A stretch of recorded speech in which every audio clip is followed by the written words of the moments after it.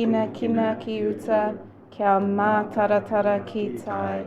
E hi aki ana te ata kura, he tio, he huka, he hauhu, ti hei mauri ora.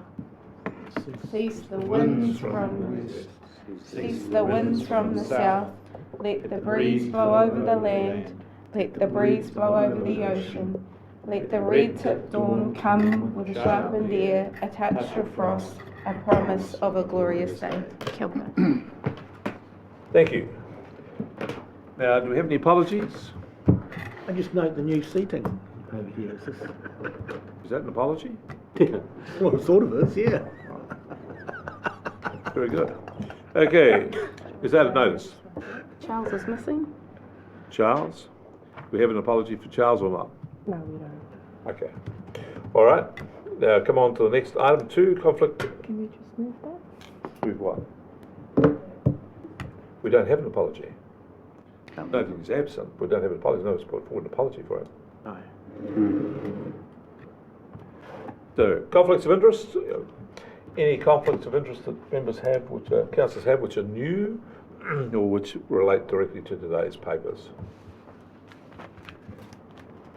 Being none, move on to confirmation of minutes. Environment Committee, 4th of December, those have been circulated. Any issues there? Any errors or omissions? Being none, I'll ask someone to move the minutes be confirmed. CDY, Sheriff. Any discussion?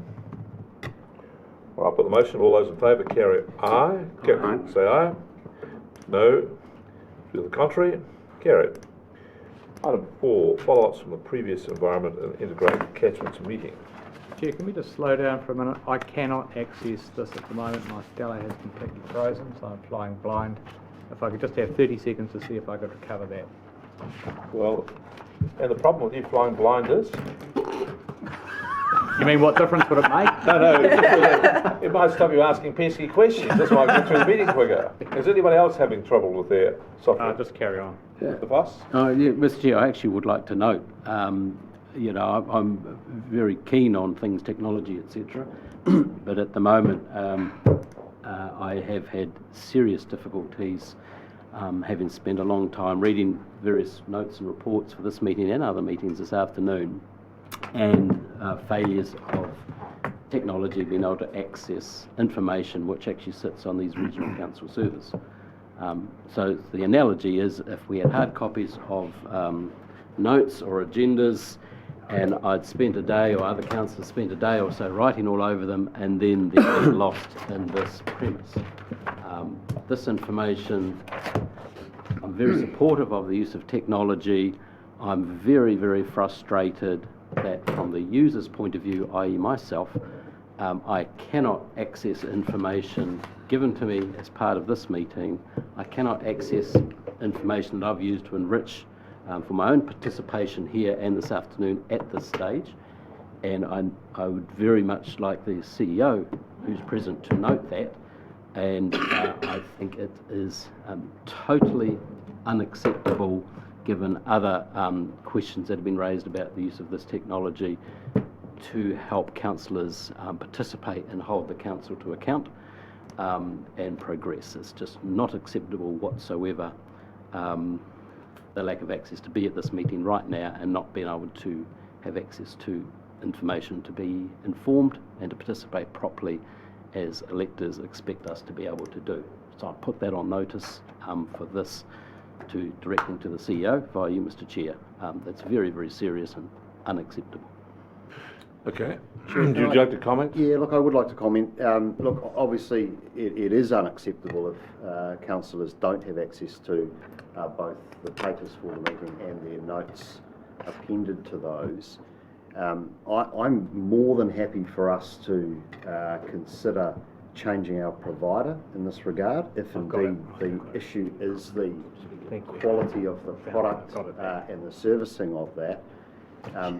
However, the thing that I think we need a report from our ICT team on is the nature of the problems being experienced, because if it's related to the users themselves, and that goes for the staff that have to use the product as well, where there are issues of upskilling or training, then those issues are remediable.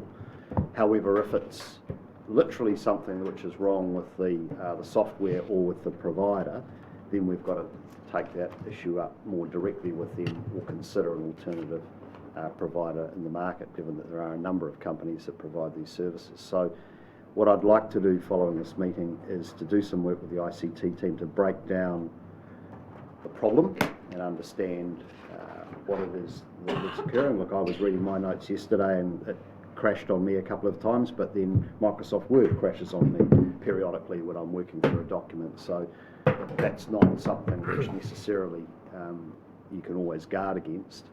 But look, there might be particular failings or shortcomings with this product that we need to understand. So, Chair, I will, before the next council meeting at the end of this month, assemble a complete picture with the ICT team of the problems that we're having, and perhaps one of the ways we can supplement that is to ask all councillors to provide us with an account of those problems that you're having, if there are things that we don't know about in addition to what has already been raised with the ICT team, and then we'll just resolve those once and for all, and ultimately, as I said. Thank you. Councillor Williams, have you... Yes, I've managed to recover the situation through a technique I derived from my son last evening, and we're ready to go. My problem has been discussed with the IT people. I came in to see them this morning to work on it. I've lost all my investment committee document with all my notes on it, so they're trying to retrieve that, but I'm good to go on this, so thank you for the discussion that's given me that chance. Thank you, Mr. Chairman. Carry on. Thank you. I just say to the Chief Executive is that from the Council's point of view, I don't think we have any particular interest in in what the nature and the course of the problems are. As far as Council is concerned, it's just like NCEA, achieved, not achieved. Works, doesn't work. That's as far as I'm concerned. We just have to have technology that works, and those who are there to supply it make sure it does work. It's as simple as that. And I think on that basis, at the moment, it's got a non-achieved. It has to from the outset. So we're all grumpy about it. However, let's take a deep breath and do something really interesting. Going to be a slight variation to the agenda here today. I thought we'll do this now while people's IT systems reboot and we gather. Ian Maxwell approached me last night to say they've got an update report on the SkyTem, which they'd like to show us, and so we're going to do this at this point of the meeting and then move on. And they've got an update which is ahead of where they thought they'd be and better than I thought they'd be, so this is a good news story. Let the world know that. Thanks, Chair. Look, so we just want to briefly play you a video of the opening ceremony. So Jeff's just going to grab that and put it up for us, and then Jeff's going to give you a really quick update on where we are with progress of the project. As the Chair had indicated, we're well ahead of schedule, so it's a good news story. Getting constant questions, why are we flying trampoline frames around the country? It's low too. Yeah.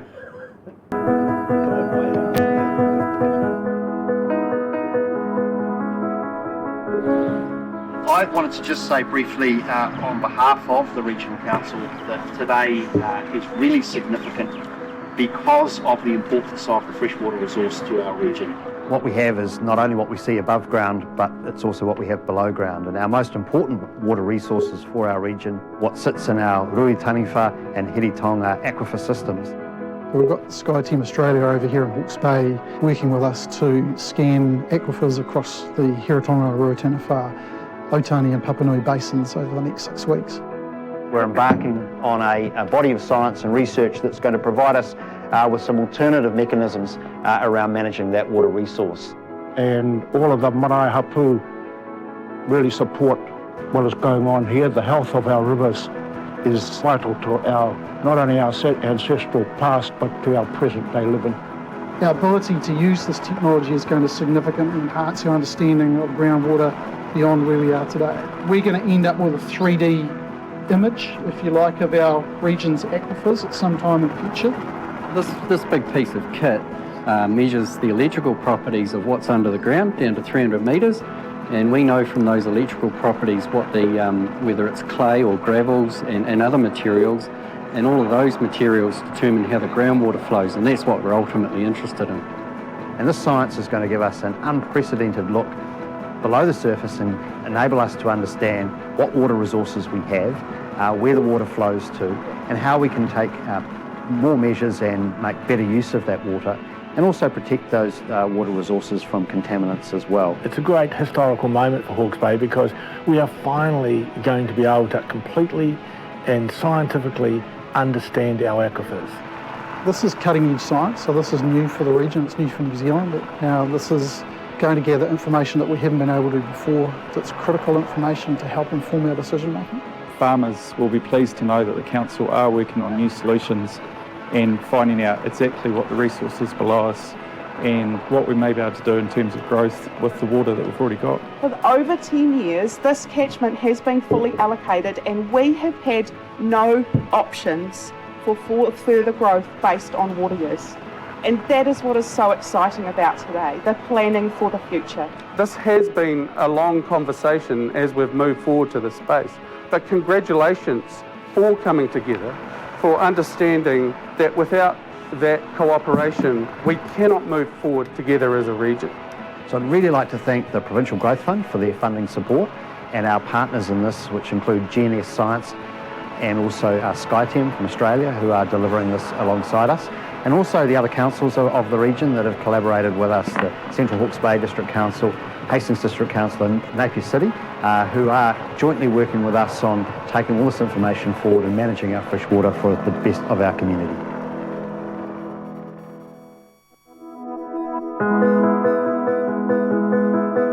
You just want to kill it, that's just looking back again. I wanted to... There's also just a very quick animation will show you that we're going to make available for the sector as well as for our region. Here at Hawke's Bay Regional Council, we'll show you some maps of where we're at progress-wise.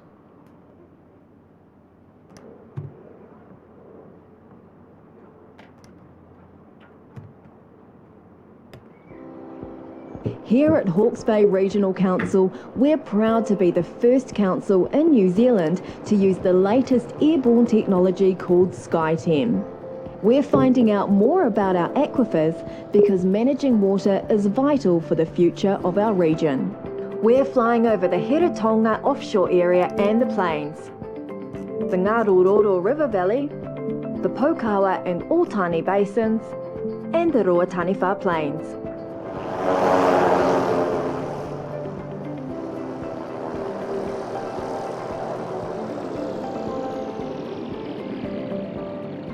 The SkyTem technology enables us to get a 3D look at our aquifers 300 metres deep underground where we've never seen before. The information we get will be a big asset and freely shared and available to tangata whenua, other councils and the community.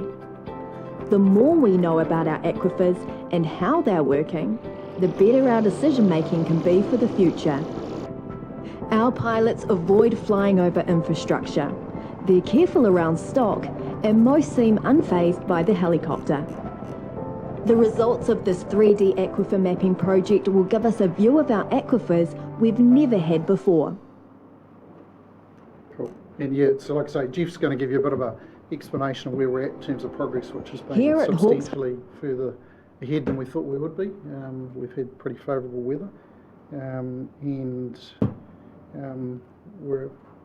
we're going to finish the project early, hopefully. So, Any panic calls? look, we're getting some people who are curious and interested in what's going on. Social media has been quite active on this topic. What we're finding now is the community are answering questions for us. So people are asking, "What is this?" And then there'll be half a dozen people will chime in and tell them. So It's much lower than I thought when it came over my house. It's eerie, really. But you didn't know about it. That was low. Tree height. 30 between You 30 trim and those 40 oaks. metres. Yeah. I know, it's going to trim the oaks. The hoop is about 30 to 40 metres, and the main concerns have been people with stock, like deer and horses. Those people, it was before the survey was coming their way, they had this perception that it was going to cause chaos and damage, but we've got video footage of horses just standing there looking at the hoop, and they really don't worry that much about it. Yeah. Overwhelming response is positive. People are really excited about it. Yeah. So today I just want to just an update on how far the survey has progressed. So you might remember I presented this before. We're looking at the Rua Taniwha Plains has been surveyed. That survey's been completed ahead of schedule. They're in, as you know, they're into the Hiratonga now, and then lastly they'll be doing the Otani and Pokawa basins. Oh, sorry.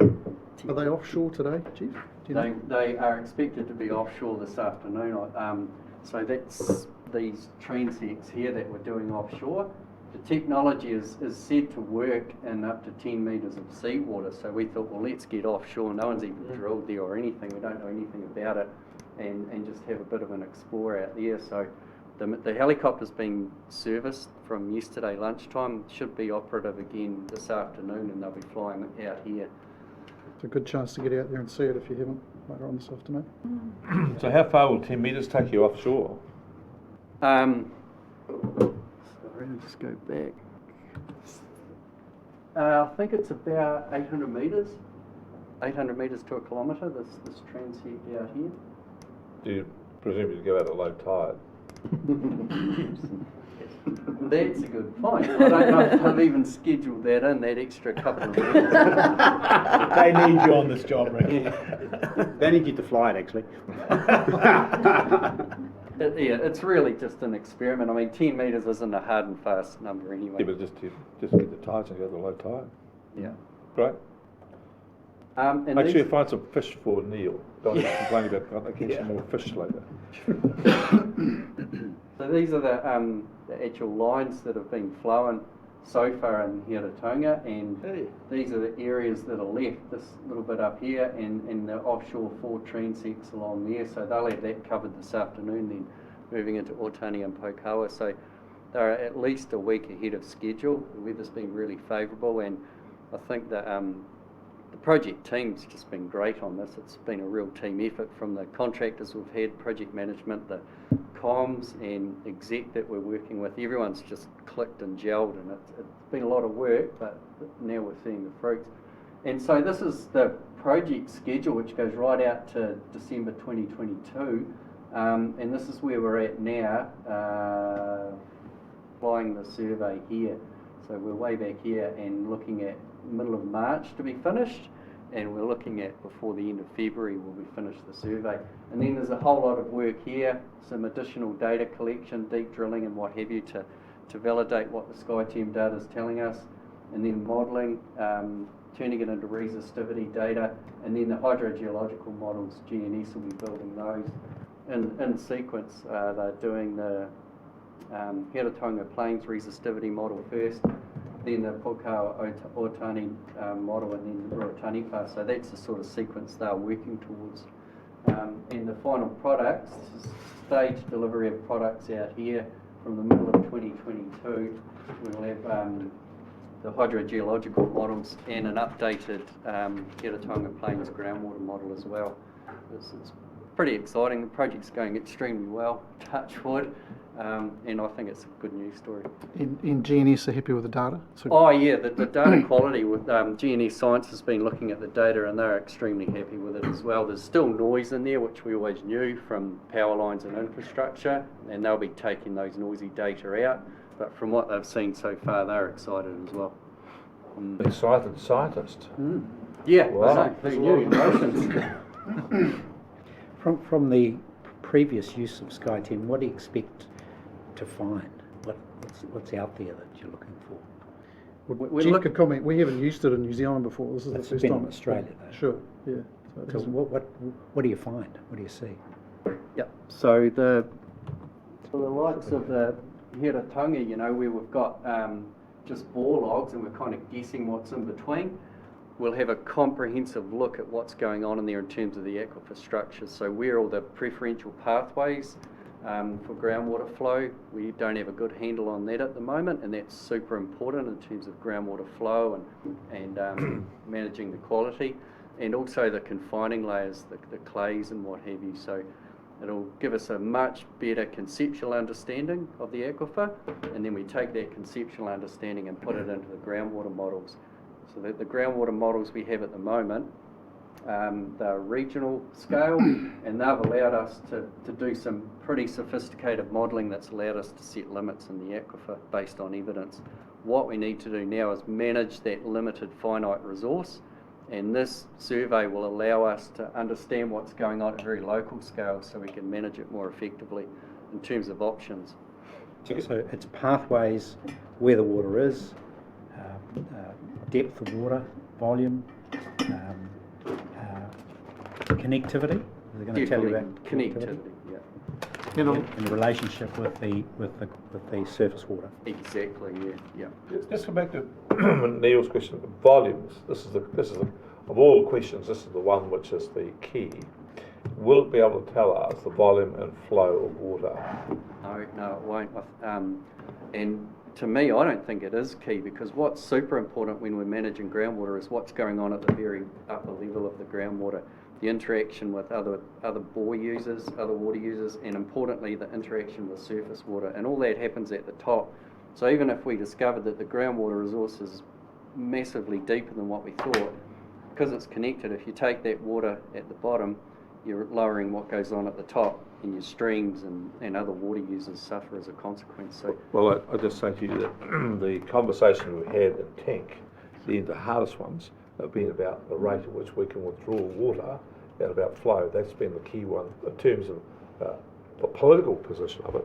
How it's engineered is less interest. Okay. Just further, if I could, Mr. Chair. Noting the areas not covered, such as the hinterland there, Crownthorpe, etc., will you still be able to gain a sense as to supply feeding the aquifer? Yeah. So it captures the most important recharge areas, if you like. So what's going on here when the water dives off into the aquifer system down through here, for instance, we'll have a much better idea there. This is more about the surface water up here in the groundwater. And the reason for not including the densely populated urban areas? Oh, because the data would be useless. Oh, so it's the background noise. Yeah. You talk about deep drilling. Just to verify, how deep are you thinking, and what size? We'll be looking at the data to guide that decision. Okay. So we get preliminary data from SkyTeam in March, end of March, and then between us and GNS, we'll take a look at that and decide where and how deep that we think we should be drilling. You may go as deep as 300? Yep. Okay. Yep. So we're going to be putting a request for proposals out next month or in April, anticipating that drilling will start in July, which is when the funding kicks in for that. What size will you go down? What size diameter? Yeah. Probably looking at telescoping it, okay. But which means you have bigger at top and steadily go down. Yeah. But it'll be up to the tenders what they propose to us. We'll select the best from there. Okay, I want to move on if there's any other questions. Yeah, well. If I could just ask a question about what's happening at the moment and perhaps the benefit of this or not. So in CHB there's quite a few issues developing around water, supply of water running out, or one particular example I'd like to concentrate on is a farm at the foot of the Ruahinis, where you'd expect it to be the most summer safe region in this area. So this farmer, he's intergenerational 120-year family farm, has creeks and springs running out for the very first time that his family know of. So I guess the question is, would any of this work help with determining any cause and effect of that? Because I guess, as you'd expect, human nature is to, when you've got that experience and that history, to come up with his own reasons as to why that's happening. I guess have you got any comment on that? Yep, definitely. This will help provide an evidence basis to help explain that. We're also refreshing the Ruataniwha groundwater models at the moment. and the specification is that it needs to be able to readily incorporate the SkyTeam data when that comes on board. We don't want to update the model and then have to tear it all down and start from scratch. So it's an evolving thing, and we're hoping it will definitely answer those sorts of questions at a local scale. Okay, well, thank you very much for that. Very good. Right, follow-ups. Item 4. So I'm happy to comment on this, Chair, if you want, if you wish. I don't know. Does anybody? It's all pretty straightforward. Does anybody want to?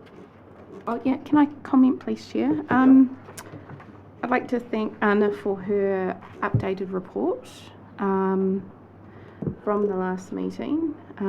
But I would like to see on a quarterly, at least on a quarterly basis, just an update on those potential actions that she's noted in there, and possibly more measures around where those potential actions have come from to the quarterly report that she gives. Sure. Yep. So look, happy to do that, Councillor. And the comment I was going to make is, unfortunately, the memo didn't pick up that we've already started engagement with Napier City Council in particular. So Tom, Chris and I have met with directors over there to talk about the development of what you might call an operational plan for the estuary. So we want to bring in Department of Conservation, Hastings District Council to effectively deal with the things that Anna's outlined here. Mm-hmm.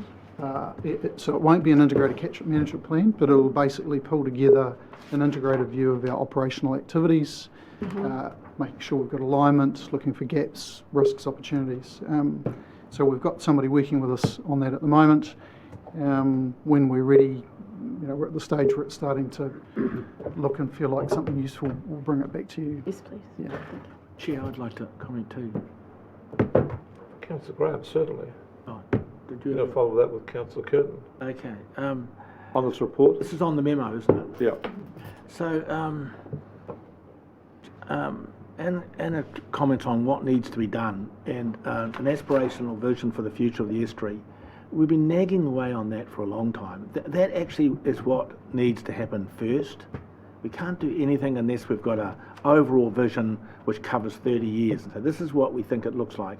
There's a whole lot of people looking here, looking here, looking here, looking here, and they're all different.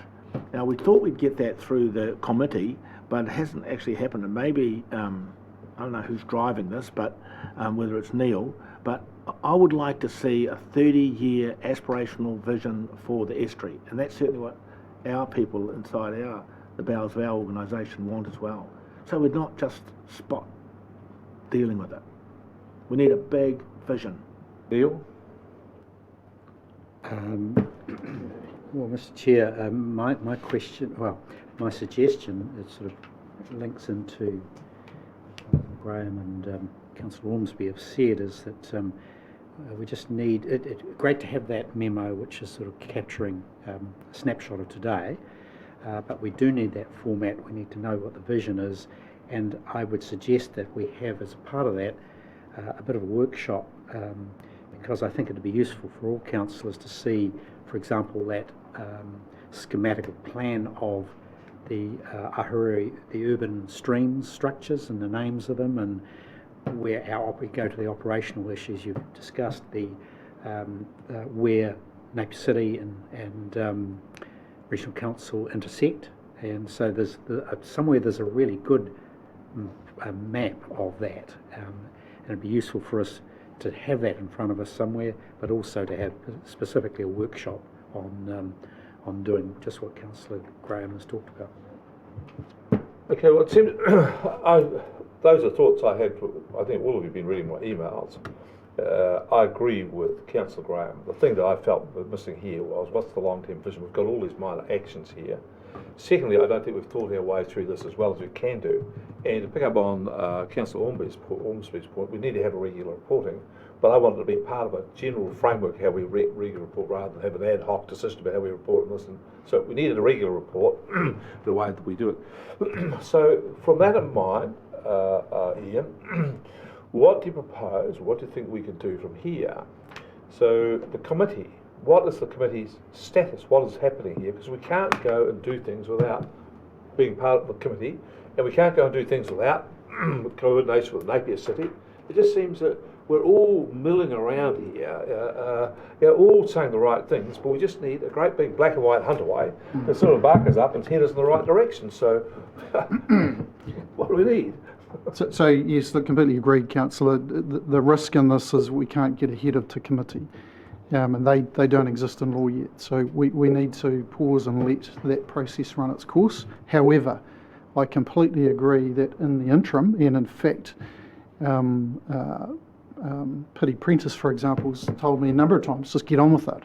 Don't wait for me, just do the job. Okay. So effectively, that's what this, let's call it an operational plan, would do. We're not calling it the strategy for the estuary. We're not, and I think there are some risks in us proposing a strategy for or a vision for the estuary ahead of to committee. That's their job. But it doesn't stop us saying, look, what are we doing? Where are we doing it? How are we working with the other agencies? Where are the opportunities for us to do better, to deal with the issues that we already know? Let's put some plans in place, properly resource them and get on with the job. That's effectively what we're wanting to do. And I would suggest that give us a bit of space to get the concept on that worked out, and that work is happening right now, and we'll bring it back to you and we'll socialise it with you, and you can tell us whether this is looking and feeling like the right sort of thing. If you want to pursue the broader vision for the estuary, I think my advice would be you're going to have to engage with the I don't even think it's got the name to committee at the moment that Neil participates in, because you can't get ahead of that. Okay, so when you say give you some space, what are you talking about? Next meeting? Next meeting of this committee. Let's put that on the agenda for the next meeting. Second thing, Chair, could we pick up Neil's idea of a workshop and talk to the chair of the committee and say, let's have a workshop and let's bring that information to a workshop so that everyone's sitting around here and say, well, here it is. What do you want? Where do you want to go to from here? But there needs to be a big plan. I've just sort of let me finish. I was going to say the next thing we want to do is I don't accept this argument about the committee needing to be formally formalised. And I was coming back to it. We pick up Neil's point, need a workshop, but also I'd like to have someone go away and say, can we make this committee work without actually having it formally formalised? Everybody knows who they are, all the parties there, and let's just get on with it. Sorry? Can't we do that? Chair, could I just make the observation that the committee, I think itself, recognised that it could operate as a coordinating vehicle for all the different parties involved without being established in statute. The problem has been that the convener of that from Mana Ahuriri has had the job of pulling it together, and she herself and the trust has been excessively distracted by their issues of the Waitangi Tribunal claim, and so they have not had the time and space to pull the committee together and to run it. So I think there is a conversation with them about their capacity to do that in the near term, and if they don't have capacity, their willingness to allow others, whether it's ourselves or Napier City Council, to drive the committee in its informal form in the intervening period.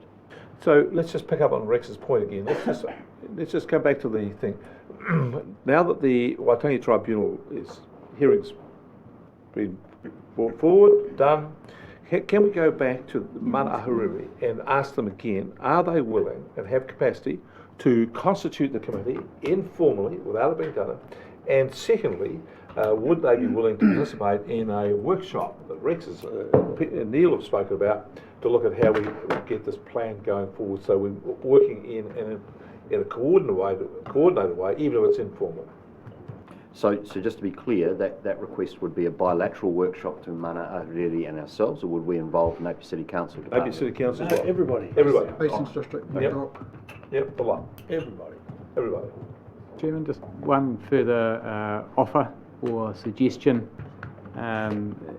through the idea of assisting the interim formation of this committee would be for the Napier councillors to take a lead role in being part of that committee, or on an interim basis helping Mana Ahuriri and the other stakeholders establish that interim committee to workshop and shape the vision that item 1 of the paper talks about. I'm just throwing my hat in the ring alongside my fellow Ahuriri councillors to be part of that. I think we're all pretty passionate about it, and it might be a subcommittee of this committee that is part of the komiti, if you like, as a political level or governance level connection between the two entities. So I'm just offering that. Well, can I just say, I think Rex and I have been in this place here for, what's it? Yeah, I think just to give you some background and all new council background. So the committee was set up.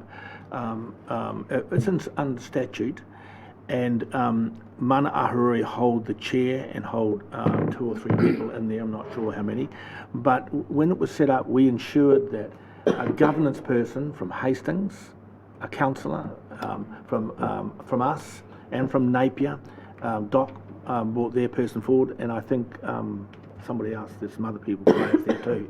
So Neil is our representative there. All right. We do have a structure, and to go back to Rick's point, is it could meet, but James is right, they're being very distracted. Yes. So I think, and someone did mention before, I think, Ian, that Paddy is saying, just get on with it, you guys. Let's just get on with this. Yeah. So I think we do have a mandate to just get on with it. We have the governance, but I'm sure you could be useful. Just offering to help on an interim basis. And you should to talk get to it Neil, and the Napier people should combine and talk. Heniwai has a big footprint in there anyway. Yes. So I think we should just get on with this, because everybody knows that we hold the intellectual expertise, especially in Anna, and she has great mana from everybody here. So I think Ian's team does hold the intellectual property that will make this happen. And if we had our workshop with everyone and she led and we say, here's the big vision, this is what it looks like, this is what the map looks like, and this is what, because we do have some people running off on tangents on this at the moment, and they need to know what it's going to look like, and everyone contributes to that, a tree here, blah, blah, blah. And that's what they want. So I think we should drive that, James, because they are distracted at the moment. Perhaps you could talk to the chair and bring it together and have a workshop with the next 2 months.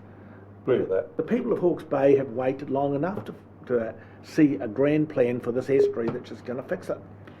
I'll move the receipt of follow-up report, Mr. Chair. I could just say the other thing with to Rex's point, what this memo makes, which I think is a valid point, which we need to. Most people are looking at the estuary in terms of managing what is there, but the memo here, in my view, provokes us to think about extending and expanding the estuary beyond what it currently is. And I'd like to start the conversation about that as well. So this is some big issues in here. That's right. So, so we just need to get on with Rex. There's some big debates that need to go on. So let's get started. Yeah. Right. Move the report, Mr. Chair. On the agenda for the next meeting. Thank you. Okay. Any other minor follow-ups on this? Wait, when you put that out, when you put that history in there, that was never going to be mine. Can I just say to the staff that was, I thought, an excellent memo. It was. It was short, sharp, succinct, and told you everything to know. It's great. So thank you to the team. Move the report, Mr. Chair. Sorry? Move the Moving? report. Yeah. Do a seconder? Second. Rex, all those in favour, please say aye. Aye. Contrary, no. Carried. Right. We're moving along at high speed here. Call for minor items not on the agenda. Any minor items not on the agenda? Okay, there's 2. I've got 1 called plastic, and second is drillers. Okay. Second, what was the second? Drillers. Drillers. Yeah. He's always opaque. Poultry farm. Exactly. It's like Peter wants to know if that's the egg farm. Poultry, yeah. Okay, item 6. Regional Climate Change Response Program Development Update. Another good report. So who's going to lead out on this? Is this you, Tom, to give us an introduction? Thank you, Chair, and kia ora koutou, committee members. Just while Gavin's coming to the table, just by way of brief introduction, I was on the phone call to 2 staff this morning, one who couldn't come to work because they were putting hotspots, managing hotspots on fire in central Hawke's Bay, another one who could come to work but is concerned that the wedding that she's going to is going to be disrupted by floods in Southland. And it kind of speaks to the general volatility that we are experiencing around climate, even in this small country. And and I think we just have to be, embrace the fact that there's not only volatility within the climate, but there's a lot of volatility within this debate, socially, environmentally, politically. It's an extraordinarily great challenge to try and wrestle this beast to the ground. And so, following a useful discussion that I had with the chair and the co-chair, we've deliberately framed this paper and this discussion as a platform to get as much feedback from you from this table. So we haven't tried to be overly prescriptive in this, and the timing is very good for this because we are going to be moving next week into strategic planning workshops, and I'm hoping somewhere outside in the councillors' in trays if you got out there as a copy of a strategic document, Land River Us, that was authored about a decade ago. And it's kind of interesting to reflect on that document and what it says about climate change. There's some quite useful commentary there, and just reflect on what's happened in the intervening decade and where we've moved to. So it's good opportunity to have this discussion now leading into that strategic plan and ultimately our long-term plan discussions. Just want to firstly acknowledge that as an organisation, as you've heard, well, certainly previous councillors have heard many times, a huge amount of our core work is directly linked to quite meaningful mitigation and adaptation strategies. And so I think we can be proud as an organisation that we do have an important and key role to play here. At the 21st of November workshop we had with you at East Pier, we discussed roughly an outline of a three-pronged approach in terms of developing an objective and robust framework within which we can describe our climate change response and strategy, developing a very strong community engagement plan around how we are going to have leadership within the community, and then also develop an action plan that comes out of that that is transparent and open, and give the public some confidence that we are taking this very, very seriously. And I think that really sort of speaks to sort of the two macro opportunities that I think will hopefully come, be part of the discussion that we have after Gavin's gone through the paper, which is really this theme of transparency and accountability around how we as an organisation are holding ourselves to account and letting the community know what it is that we are doing, and then in a regular and objective way, demonstrating that we are actually walking our own talk. And also, I believe, and we got this from you in the workshop, what is regional council's role going to be in terms of regional leadership, and how are we going to, what role can we play in coordinating other authorities and then other sectors to develop a truly regional strategy and response as opposed to an organisational response. So I'm going to hand over to Gavin now. I'm just kind of conscious of the fact that with many new councillors, Gavin's was formerly the manager of the policy and planning team. He's a very experienced senior policy person. Just for those of you who haven't had a chance to meet Gav, he is now in the role of principal policy advisor for our organisation, and that's why he is kind of uniquely well placed to sit and take a degree of leadership and ownership of our climate change response. Gavin also works as the convener of the National Policy SIG, and so he's also very engaged and wired into what's happening around the country in terms of all the entire sector. So based on that introduction, I'll hand over to you, to Gav. Right. Morena. Look, this paper was presented in pretty much two parts. The second part was very much just relaying in a brief way the context, the background as to why the council is where it is. Sort of touched on some decisions this council made last year, particularly around declaration of a climate change emergency. Look, for the purpose of today's discussion, I don't want to, not my intention to labour the background, the context, unless there are some questions for clarification from around the table. what I would much rather spend some time on is seeking your feedback on the points that are outlined in paragraphs 3 or 3.1 through to 3.11. Chair is happy with that. That's exactly what the paper says to do, but before this is a very complicated and multi-dimensional issue here. So what I propose to do is, if we can be a little disciplined about this, can we just go through and go around to councillors and see if there's any questions. Councillors have sharp questions of clarification, and then I just like to go through a series of times so people can have a general discussion about it, so we can then get the flavour of this, almost a workshop style before we get to a resolution. So can we just go through and have any questions? So we've all read the paper, so let's start from my right and move around. Any questions you have on the paper? Chair, can I just interrupt you for a second? Before you do that, which I think is an excellent idea, that 3.1, the assumption that the regional councillors, there's 6 new regional councillors, and I think we need to get their view on whether they agree with the previous councillor's view that we have a climate emergency. We'll come to the discussion and decision maybe, but we just got to get so people are clear on what the paper says first. Some questions, and we'll come back to the substance of it. Will? Yeah, no, not anything specific. Neil? Yes, if I can go to 11.6. 11.6? Yes. Yep. And that's to do with the reducing the council's greenhouse gas emissions. Can I ask what metrics you're looking to apply?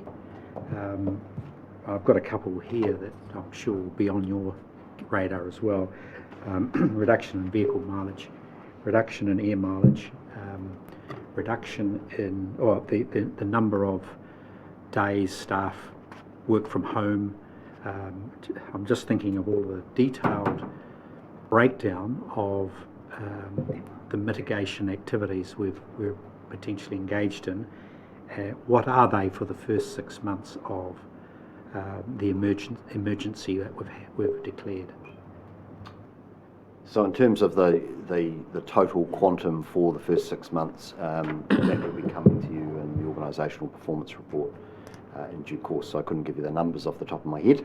The metrics we have been collecting both historically and continuing to do so do relate to vehicle fuel usage, air travel, energy usage within all of our buildings. The next step of complexity, if you like, looking at what other particularly regional councils have done, and Greater Wellington's a good example of that, is looking at staff commuting and travel, which will pick up both working for home but also the public transport usage by staff, which is something which we have encouraged and had good uptake on.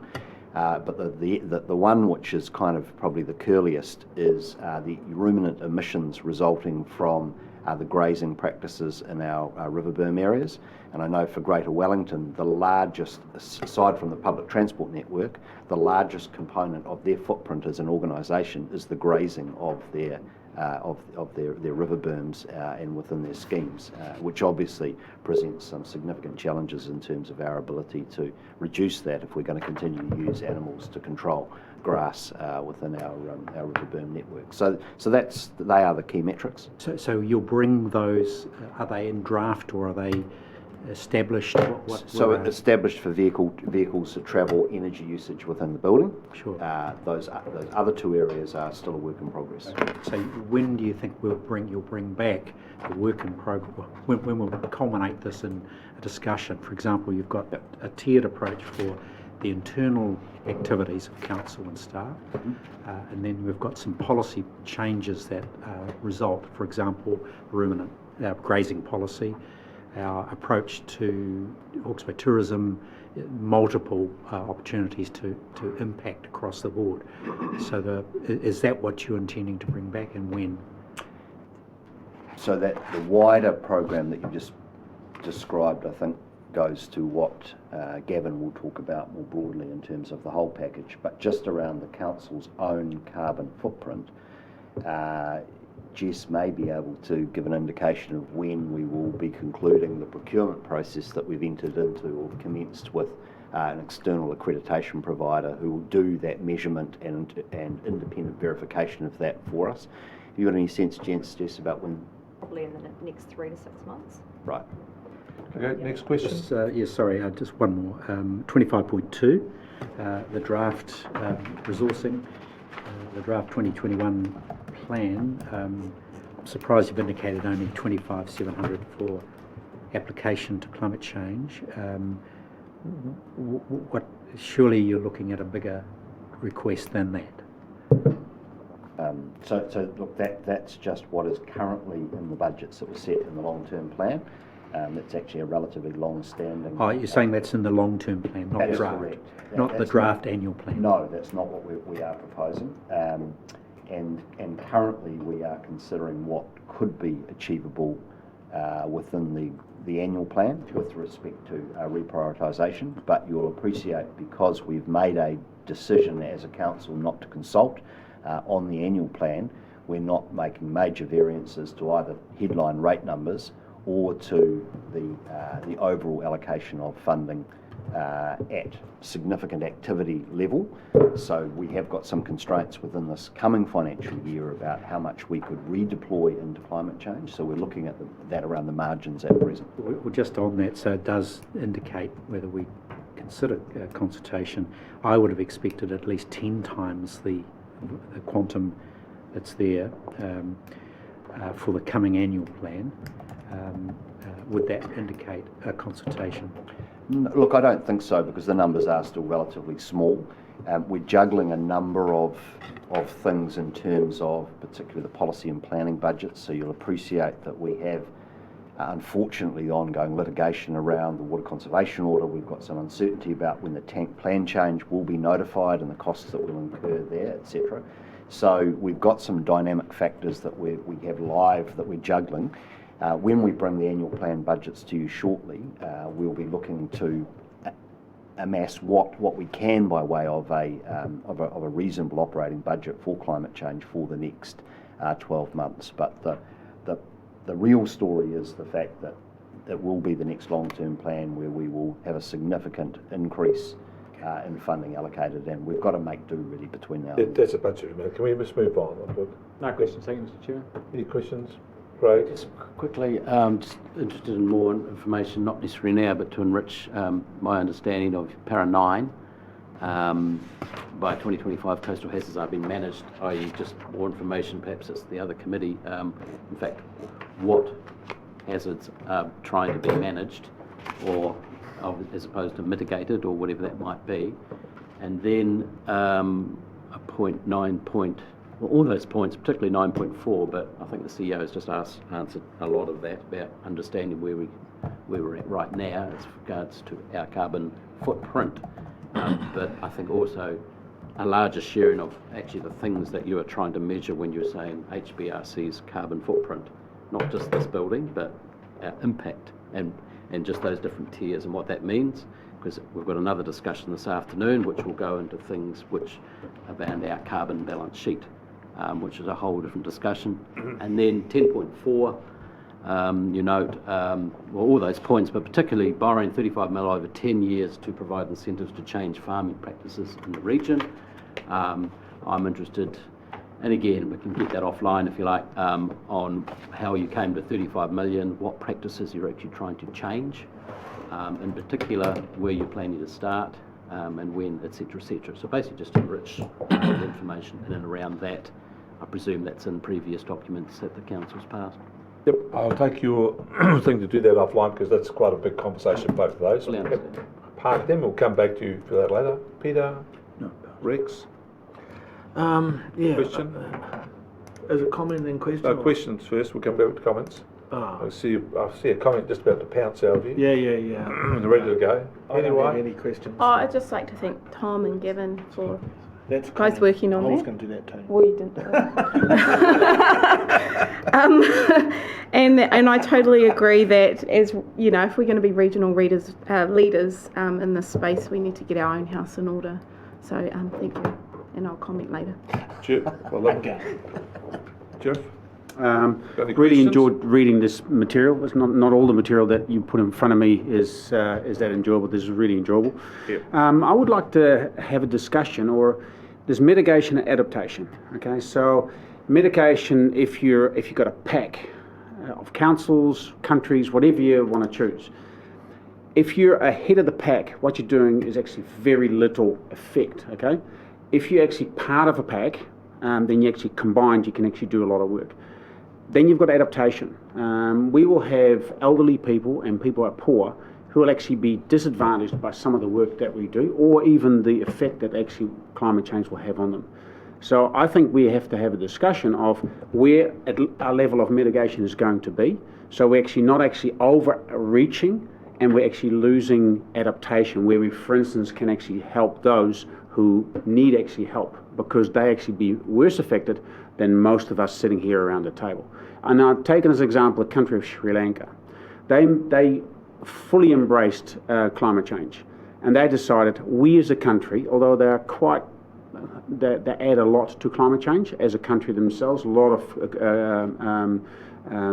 solid wood burning and so forth and cooking, and they decided they could not afford mitigation, but they actually climbed into adaptation to protect their people against rise, cyclones, winds and so forth. So we actually have had a discussion as a council where our level of mitigation sits versus adaptation, because we can go streets ahead and have not much impact. But that's going to be part of the discussion we'll come to, will be implicit in all the discussion we come to later on. As long as we don't forget that we need to discuss it, because we can put a lot of measures in place, but unless you actually measure them, you can't manage them. Sure.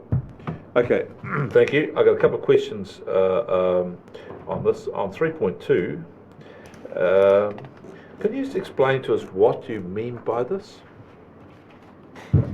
I want some specificity here. You've been very loose. I'll give it a go. You're asking us to agree or not agree with it. What do you want to say? Yep. Yeah. Way you go. So there is the prospect of this council going through a series of conversations, as I understand it, around its long-term plan, and potentially it's also the strategic plan refresh. Some of that conversation will play out in the form of workshops around this table and various other parts of the region, perhaps. There is the risk that that does not meet some community expectations of seeing this council and other organisations just getting on and taking action to respond to climate change. There's the risk that we're seen as more talking and less doing kind of organisation. So at least through 2020, this paragraph here is touching on sort of the sentiment that, yes, by all means, you could have talks amongst yourselves, setting the directions, or we could get on and have a go at pulling together a smaller, and it relates to some other points in paragraph 3, smaller agile group to do the initial thinking in the first instance. Okay, well, to move on to 3.4, which is connected to, describe what you mean at 3.4. Because that's actually a political decision we have to make. Right, yeah. 3.4, describe what you mean by here. So there is this committee, and within this committee, its terms of reference fairly and squarely have climate change at its heart, or in its responsibility. This committee meets at, I think it's 6 weekly or thereabouts frequency. If there is a desire to be seen to be getting on with developing this coordinated regional climate change response program, does that 6 weekly meeting cycle, or is that 6 weekly meeting cycle fit for purpose? Can we move more agile with a smaller working group that staff can liaise with from week to week, fortnight to fortnight, or whatever period it may be? Okay, that's another political decision. These pretty much all are political. Well, that's right. But you challenge us to think about how we do work. And that's related to 3.5, is a similar reflection of that, another dimension of that same issue? Yes. Okay. All right. Those are my questions. Right. Who would like to start? Where do people want to start on this? How about 3.1, Mr. Chairman? 3.1? You want to go through Yes, working? You just want to go through this? Yeah, I understood that was the request of us, that we particularly focus our discussion on those items, and I thought the first one might be a good starting point. Okay, well, let's start on 3.1. Over to you, Martin. Okay. Look, I don't think there could be a greater emergency facing the planet or humanity than human-induced anthropogenic climate change. I'll leave it there. I'm more interested in what we do about it than simply making a declaration, and hence I'm very interested in 3.4 and 3.5. That's all. Okay. So, is it agreed that everybody, all the new councillors, agree with 3.1? I'm just trying to get a sense of that. What's from anybody want to say that hands up would be good. I'm just. Do you want to? I think it's general agreement on that. There's no disagreement on that. And by nature, we all incorporate every single earlier decision of this council anyway, and everything else this council's priority 1/2 is things climate change. Right. Let's just kind of almost a given, I think. Okay. Let's just say 3.1's agreed. Everybody's agreed. And we. Sorry, when you're ready, I want to talk to one of the other points. Yep. Well, let's move to 3.2. Well, Mr. Chair, before moving off 3.1, is there any appetite for a reaffirmation of this council's position on it? Do we need to? I heard from Councillor Craig. Sorry, Councillor Foss. Mine's turned your views for ages. But is there merit or benefit in reaffirming the position? Well, personally, I don't think so. I think we've made the decision. I think that the affirmation will become clear by our actions. And I think the actions are going to speak louder than our words. Hear to that, Mr. Chairman. So that's what I think it is. So that is which is what 3.2 is all about. So we're being challenged here is we want more doing than what we're going to have talking and workshopping, but also that the other points in, as I read it, in 3.4 and 3.5 is how do we actually go about doing that? So the question is, do we have it essentially focused on this committee and council, or do we set up another committee to try and speed things along? And if we're going to set it, delegate in a way to another committee, what's that going to do, and how's it going to be accountable? I think that's what's being asked of there. James, through you, Chair, what's your thoughts on that? We either hold it, and I think Gavin made a really good point, which I hadn't thought about, and that is that this committee doesn't meet regular enough to be active in this. So whether the issue really is, does the regional council hold this tight and drive this, or do we set up a committee which is some people will be independent of council, it'll be council led, but we have other people involved? I think we end up having a bit of both, in so much as has previously been noted, so much of our core business is part of our response to climate change, and that will continue to be governed by this committee, the corporate committee as well. So there is going to be an awful lot of work, some of which is actually on the agenda today, that this committee will need to be cited on and making decisions in relation to. I think how we engage the community is critical, though, and so the more that is done in a partnership with particularly other councils, tangata whenua, and potentially other parts of the community like the voluntary sector and the business community, will be, I guess, important to developing regional momentum and the regional council playing a leadership role. Unless we're engaging with others, then we're not really taking a leadership role, we're just doing our own things. So certainly this idea of having at least an interim working group across some of those other agencies is what we are proposing. So, yeah. Could I just add to, I think these questions are too early. I just think that we need to be mindful of delegation and putting it to where its appropriate place is. I'm not sure that we're in a position to do that yet. And my view would be that if we're aiming for the idea of this, to me, is that we're aiming to engage the community in this process so it becomes the community own it and drive it. We will become part of this, and to make the connection between our individual actions what's happening in Wellington and what's happening in Paris. At the moment, all the talk has been on the Paris and those other high levels and in Wellington, and how it affects us and what we do as a community about it is the missing link. And we're here to be the catalyst for building that missing link. Now, it can't be held by councils because that's not really the people, it's the council.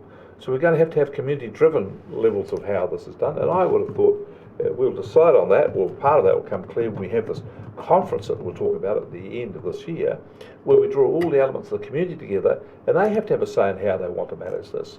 And I would have thought we should be having it in sectors. For example, you've got an amazing group of very able people in the horticulture sector. Now, I would have thought it'd be great to have the horticulture sector say, what are we going to do about how we mitigate climate change, and delegate them the responsibility of what they're going to do and how they're. And I think you get enormous energy out of that. And other sectors, so it's got to go beyond the councils, but they have to be engaged in, will they want to do this and will they take responsibility for it? And if they say yes, well then that's great. So we haven't had, in my view, the conversations necessary to build the structures yet, quite. Thank you, Mr. Chairman. I don't think anything to do with climate change could be too early. No. It's more likely at least 50 years too late. We all have different passions around this council. I mooted previously the idea of a subcommittee for the estuary.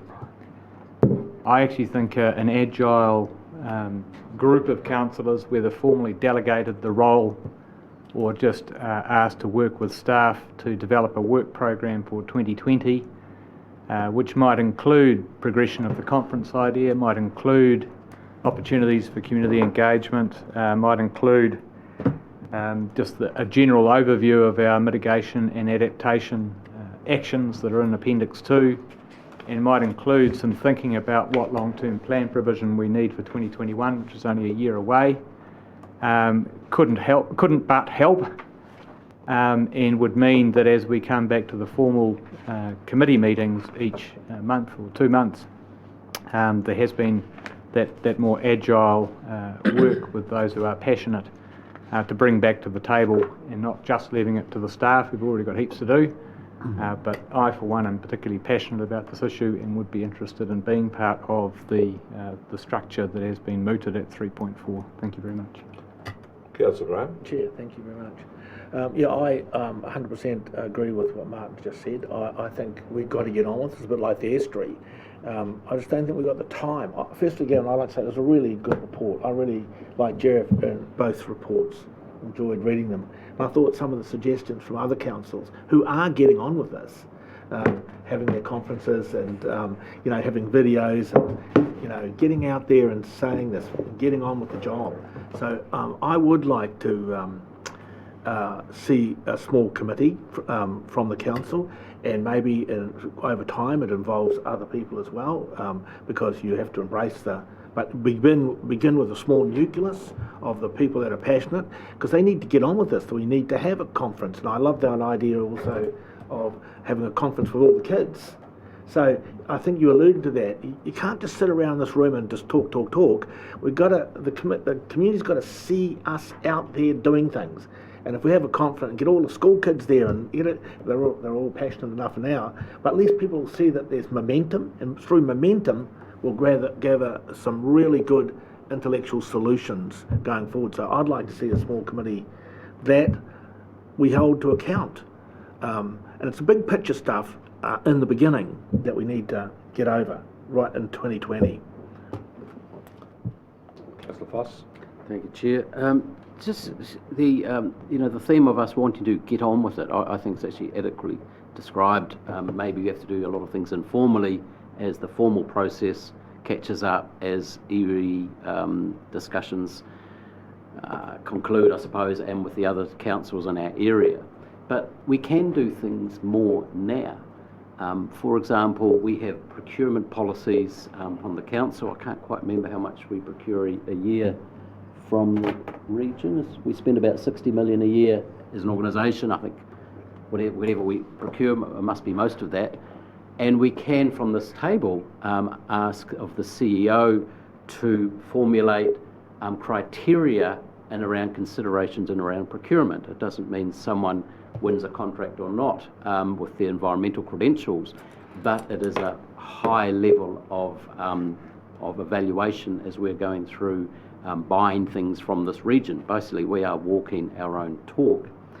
As well as that, we, for example, I'm on the Hawke's Bay Tourism Board, and every breath I take there is to use my influence there to do the same thing throughout them, to get that in their language and to start to raise the game of their members and our industry in that space.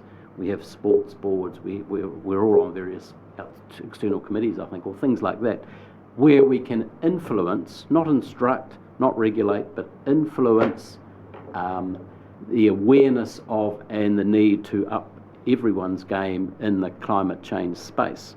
And I think we shouldn't get hung up on long-term plans and things, as important as they are, obviously, because there's a sense around this table, and it's been there since my first meeting here in October, November, of this is our number one priority. We want action. We want to get involved in action. Of course, if it's parallel to a formal process, so be it.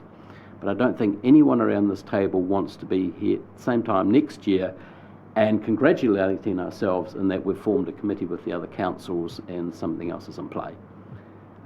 That's just not acceptable to anyone, I don't think. So we came up with an idea with Ahariri earlier. It's an interesting model. Perhaps it works, or perhaps it can work in this space. But I think we do need to take steps forward to climb this mountain. Otherwise, it's just going to get higher and harder. Anyway. Yeah, I'd just like to support Councillor Williams' comments. And I want us to look at 3.1 and that we declared an emergency. And I feel that we haven't actioned enough, which brings me to point 3.4, that we have this steering group to get going. So that's what I'd like us to move on. Thank you. Okay, let's just try and get this thing. So got an emergency. We agreed that the regional council is has primary responsibility for actions across the region. We want to take a leadership role on that. So at some point, it has to all link into the council itself, councillors, because there will be resources required. So we then have the council delegates to this committee responsibility for the environment, which brings climate change to here. So we have infrequent meetings every so often. The cycle isn't fast enough. We agree we need to quicken the cycle, we need to get some things done, but it's always reporting back to here to council. So we're keeping structure on that. So we've got that part. So if we're going to have a small committee meeting, group meeting, which has got a faster cycle and focused on doing things, making this thing run, do we keep it internally within the councillors and staff, or do we invite other people from the outside to join, and if so, who? Neil. Mr. Chairman, can I suggest that that be one of the early conversations that this workshop group of initially councillors and staff discuss, and we're progressively bringing recommendations back to this committee on the immediate next steps around the very issues that you covered in introducing this topic. Well, I would have thought if we're going to do this for the starters, it would be very helpful to pick up at least somebody from Napier and Hastings District Councils as a start. It would be very quick. Yeah. I think that would be... Chair, could I make a comment here? Sure. Look, it was noted in the paper, but it may not have been as clear as perhaps it could have, that there has already been discussions take place with the other councils, including with the Merrill Forum. The chair of the council might like to comment on this. There is an expectation from the Merrill Forum, or the Leaders Forum, as it's most appropriately called, that there will be some governance at that level overseeing the collective regional effort, and that whatever we do will need to be reported up. So there's a choice here, I guess, about the timing and the substance of that, but that expectation is already very much in play. And that's in recognition, I think, of the fact that all councils and within the region, at both political and operational level, have a focus on climate change now. And either each council of the region is going to go about its business independently in this regard, or we're going to seek to collaborate. So I'm not so sure it's a question of if we are going to collaborate with the other councils. It's more a question of when and how. So guidance on that. Okay, so you were suggesting to us, from that I take you think the idea of us having a smaller fast cycle group of staff and councillors within the regional council first, and then wait to figure out how this meshes in with other councils later, is what you're saying to me. Well, look, I think that the suggestion from Councillor Williams that the first order of business for that working group is to work out how it's going to work with others is an excellent idea, but I'm just, I guess, cautioning that there is an expectation already that we will be collaborating, and the sooner we can get that underway, the better. Mr. Chair, you called me earlier. Oh, I called you best, sorry. Mr. Chair, picking up on all of those things, I'm somewhat sceptical that a small group on its own is the appropriate direction of travel. I appreciate some sort of coordination, fast-footed coordination, but we have, in an emergency, all hands to the pump, and I'd like to suggest that we do so in this case, that we do coordinate across sector by sector, that each one of us right across the board is involved in one way or another, firstly identifying the best opportunities from throughout the region, and coordinating sector by sector. For example, we've mentioned horticulture, obviously agriculture, transport, tourism, obviously local government, wider public and by way of commuters, etc. We already have opportunities in that. For example, the port we can influence through that mechanism by having a discussion there. We've got Hawke's Bay Tourism as another vehicle, so we've got already opportunities there, but obviously we need to engage at a whole new level, sector by sector.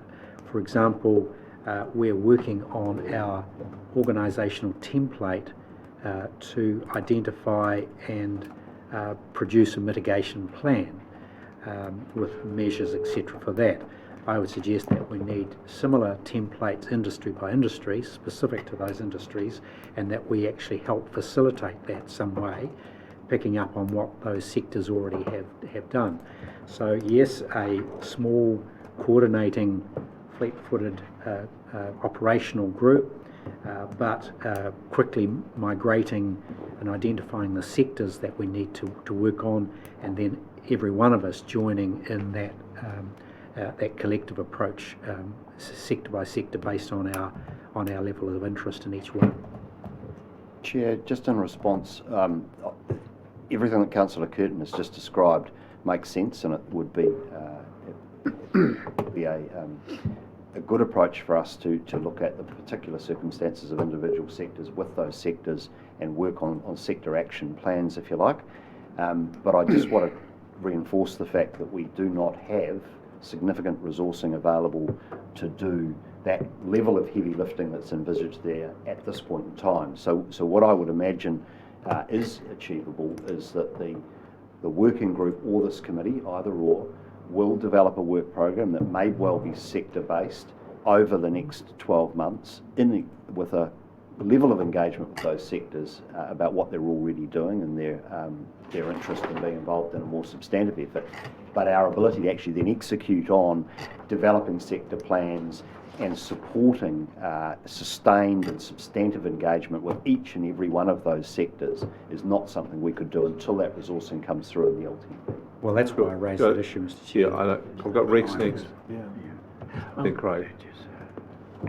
I'd just like to comment on James' point, the leadership forum. I mean, yeah, they want to do it, but we are the only council that goes through the entire Ruhi. One of the biggest effects of climate change is, as Peter just pointed out to me here, and Jeff talked to me earlier, is the, of course, coastal erosion. We're leading that, and we should lead this. We are the only ones who can really appropriately provide the appropriate leadership across the whole region. And of course we need to embrace everyone. We need to report to the mayors, and they need to come in and they need to help financing it all down the track. But I do think it would be a really good start if we got 3 or 4 people from this council to set it up and start the momentum going, and start talking to the other councils about, and there'll be people who want to join that committee, and start getting the momentum. Otherwise, we don't want a conference at the end of the year. We want a conference in the middle of the year at the latest. We want to get this thing rolling, and it won't get rolling if we just have circular conversations around a committee like this that meets every 6 weeks, or even the council that meets every month. We need to have a group of people who are dedicated to this and are going to make it happen. Just as coastal hazards, we led that, and there's other things we led to. I just can't remember them at the moment. But when there are regional issues like this, we have to provide the leadership. Let's accept that point. This is a job that we have to lead. So we're not going to have another thing. Agreed on that. Craig. Just going back to Councillor Curtin's point there, can you just expand on, you said you haven't got the resources to go as far as he was describing perhaps, or as deep. But again, I go back to my earlier point. In the long-term plan, there's a commitment there to spend $35 million to change farming practices. So leading up to that, you must have considered resource allocation, what you needed to do, when you needed to do. Now, I'm not asking specifics, but how can you not have the resources thought about or known about when quite some time ago the council allocated that? So just to be clear, the $35 million is almost entirely capital, and of that 30 million is the erosion control scheme. So it's the 10-year grant funding for farmers around tree planting, and its primary purpose was freshwater quality to reduce sediment from erosion, but it has broader co-benefits in relation to climate change. So the funding that is earmarked there is relatively narrowly focused and tagged at the moment, and what we would be looking at in the long-term plan is broadening that out, including tree planting in different landscapes and for different purposes, part of which is the discussion on right tree, right place this afternoon. So while there was 30 million for erosion control, there was also 5 million allocated for farm environment plans, and those plans were therefore intended to help with farming practice development, etc. So, and that's another very live, large piece of work going on both within this council and nationally around farm planning for freshwater reform. So we've got these intersecting work streams, if you like, and water was the number one priority of the last long-term plan. And so it's how we weave all this together and navigate existing work streams into a more climate change focused one is our current challenge. Well, that'll be our great interest, how that's all weaved together, how you propose to weave it together, because I think in a sense this entire table is pulling at this leash, and I don't Can I just go back to the point? Mr. Chair. We're getting the cart before the horse here. What we need to do is we need to have a plan of what we intend to do with climate change. And then having done that, we then identify what the resources are required. Having identified the resources, we then have to build that into our plans and ask the community for the money, the funds to do it. So that's what it is. We're ahead of ourselves here. First we've got to get the plan. So looking to get back to plan, there's a sort of consensus coming around here that we need to have a smaller group to work on this to make this thing tick faster. Given that, James has said, councils accept that they're going to be part of it. So the indication is we're going to do this more internally for the first round or two until we get exactly where we want to be. So we're going to do that. So that seems to be the first thing we've decided. What's the next step? Who's keen?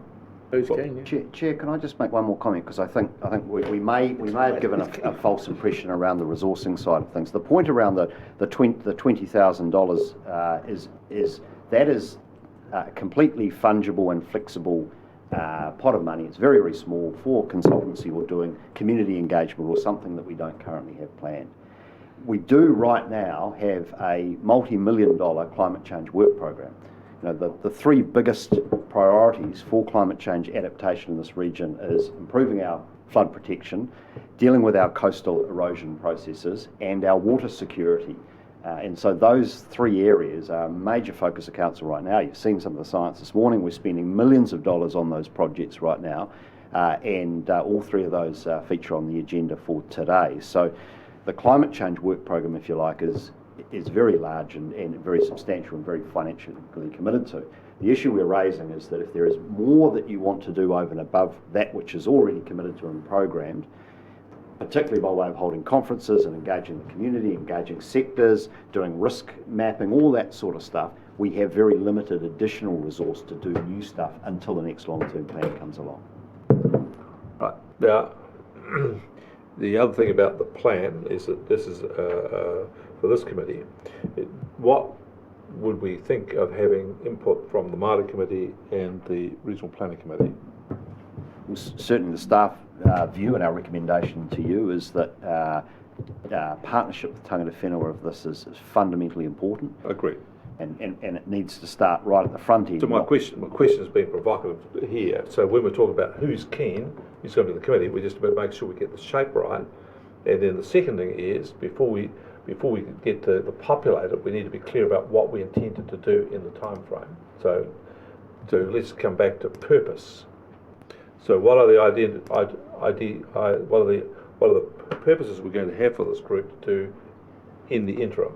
Well, thank you, Mr. Chairman. You're looking at me, and I'm happy to make some suggestions along the lines that I outlined earlier. But it's an initial assessment of where we're at. So the first thing is just looking at and being conscious of the actions, mitigation and adaptation we're already doing, working out who the other stakeholders are to engage on this journey, developing a work program both for 2020 and beyond, and I guess through that developing a sense of what the long-term plan resource commitments are going to be for both mitigation and adaptation priorities over the next 10 years.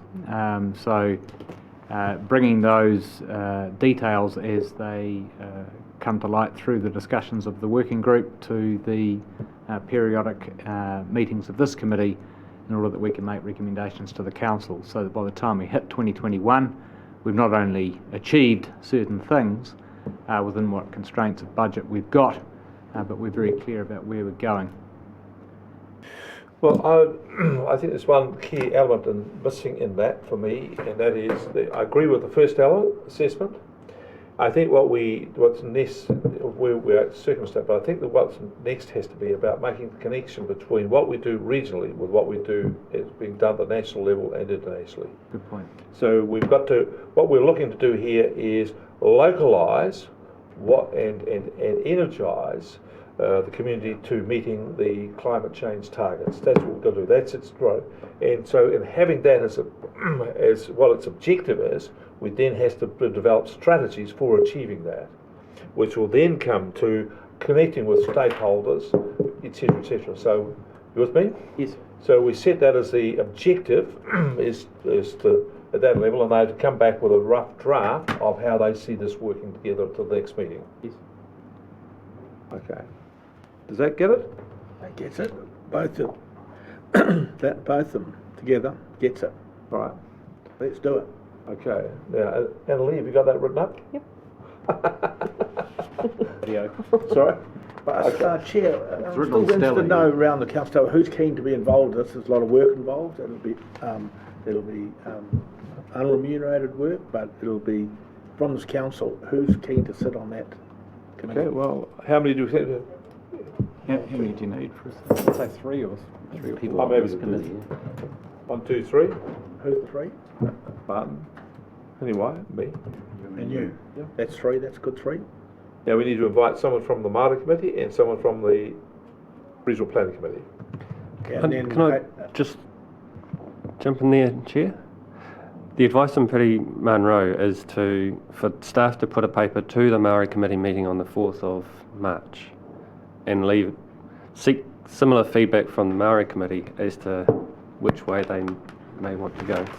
Not necessarily and automatically default to appointing a member from the Maori committee per se. Well, when I say a person, I've got to put it the other way, is to invite them to participate in the form they wish to do so. Yes. Yep. We made our own vote for doing it. We're happy to join. They're happy to jump on whichever way they wish to.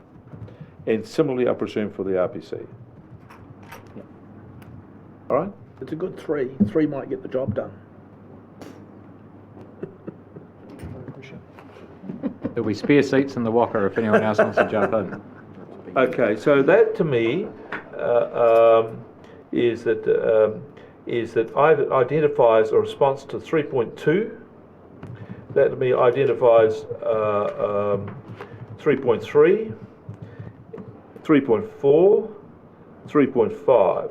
It's the beginning of 3.4, isn't it? It's the beginning of the process. Oh, but we're just giving him a response to 3.4. Yeah, we haven't got the conclusion here. We're not going to the conclusion. No. But we've started on that. 3.5. 3.6 is left in abeyance because James is going to report to us on that. 3.7, we've dealt with that. 3.8.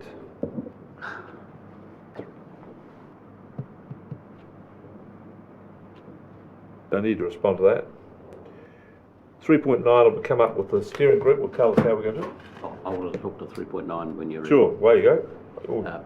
Yeah, I really don't see why we'd want to do that. So mid to late 2020 is 4 to 7 months away, and you keep mentioning the scarcity of resource, etc. And you mentioned that in your budgets, organising conferences and things.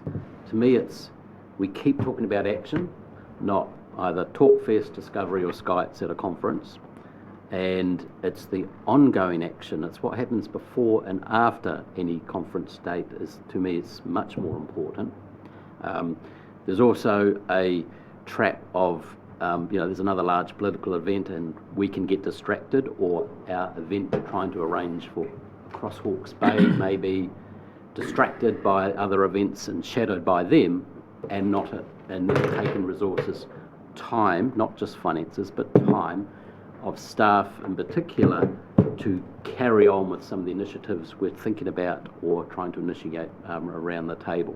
So I'm not poo-pooing the conference idea at all, but I'm saying that's, I think, much too early given the conversation we're having today, and B, the timing of it, may want to just push that out a little bit further till we have solid evidence of ongoing action and buy-in from the community on the ground. Councillor Graham. So I'm in total and absolute opposition to that, Councillor. I think that the conference is about embracing the community. It's about looking for ideas from them, and I would actually have 2 conferences. I'd have one especially for young people, school kids, high school kids that can come to it. It's a way of the community getting involved, and you have people standing up and new ideas come out, and it's not about us just telling people. But I went to the conference that 3R held, and it didn't meet my expectations, but there were a couple of speakers there that really did. There was a young guy from Taradale who lived in Australia now, and he was stunning, and he gave stats and things that I didn't know about, and I don't think our community really are really grappling with this. They don't really understand how they see the fires in Australia, but you've got half the Australian politicians saying it's nothing to do with climate change. It's a conference means that we stand up and are counted, and people are able to come together, and at least they feel good about themselves. Something Gavin said, and we go forward there and we say, this is what we're going to do. What can we do? They'll have ideas, and I want to see that happen. Okay, I've got Tom, and then Neil. So Councillor Foss, just in terms of some background about why that paragraph's in there, is that as staff we're aware that not only has there been some conversation from an HBRC end about having a conference, but there's also, we're aware of other organisations have been talking about it. So I think part of that, and also aligned with trying to get the cross-council working parties, is to effectively corral that conversation and test it in terms of is there capacity and a desire for a conference, and if there is, then would it happen at the regional level as opposed to an ad hoc one here, an ad hoc one there, and so it would require resourcing beyond our organisation if it was to happen. Mr. Councillor Curtin first. Mr. Chair, I think we all know that conferences are basically a waste of time.